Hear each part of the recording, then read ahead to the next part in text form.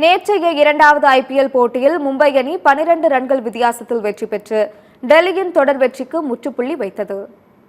டெல்லியில் உள்ள அருண் ஜெட்லி மைதானத்தில் டெல்லி கேபிட்டல்ஸ் மற்றும் மும்பை இந்தியன்ஸ் அணிகள் மோதிய ஐபிஎல் கிரிக்கெட் போட்டி நடைபெற்றது. இந்த போட்டிக்கான டாஸை வென்ற டெல்லி கேப்டன் அக்ஷர் பட்டேல் பந்து வீச்சை தேர்வு செய்தார். அதன்படி முதலில் களம் இறங்கி விளையாடிய ஹர்திக் பாண்டியா தலைமையிலான மும்பை இந்தியன்ஸ் அணி 20 ஓவர்களில் 5 விக்கெட் இழப்புக்கு 205 ரன்கள் எடுத்தது. அதிகபட்சமாக திலக் வர்மா 59 ரன்களும் சூரியகுமார் யாதவ் 40 ரன்களும் எடுத்தனர். பின்னர் 206 ரன்கள் எடுத்தால் வெற்றி என்ற இலக்குடன் டெல்லி அணி களம் இறங்கியது.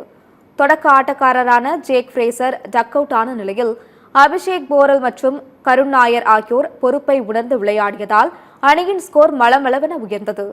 40 பந்துகளுக்கு 89 ரன்கள் எடுத்து அதிரடியாக விளையாடிய கருண் நாயர் மிச்சல் சாண்டர் பந்து வீச்சில் ஆட்டமிழந்தார். அபிஷேக் போரலும் 33 ரன்களில் அவுட் ஆனார்.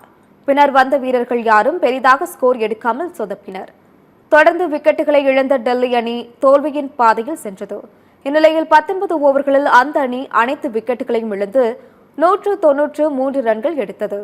இதன் மூலம் மும்பை இந்தியன்ஸ் அணி 12 ரன்கள் வித்தியாசத்தில் வெற்றி பெற்று டெல்லி கேபிட்டல்ஸ் அணியின் தொடர் வெற்றிக்கு முற்றுப்புள்ளி வைத்தது.